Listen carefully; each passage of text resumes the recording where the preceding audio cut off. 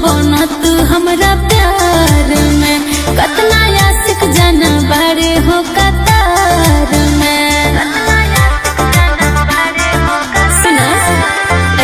जोनी पागल बनत हमरा प्यार में कतना आशिक जाना बारे हो कतार में पीछे लागल बड़ा कुछ मिली नहीं दौड़ी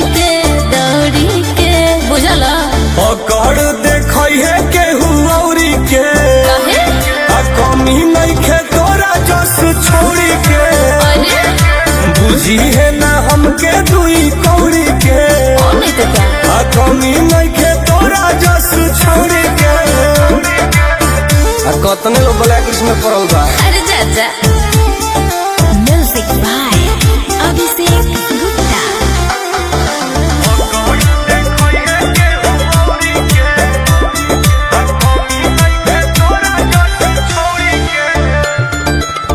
हंसी नहीं चिड़िया कतनो डलब तू दाना बुझी है ना हमारा के मौगा दीवाना हम अलगे है रे सब जानत नहीं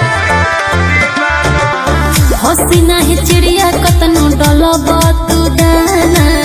बुझी है ना हमारा के मौगा दीवाना सुना गला सादे तू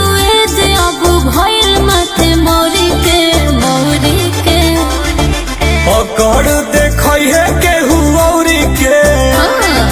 कमी नइखे तोरा जस छोड़ी के बुझी है ना हमके दुई कौड़ी के कमी नइखे तोरा जस छोड़ी के पीछे लाइन लगल बा जा उ तो लगते बा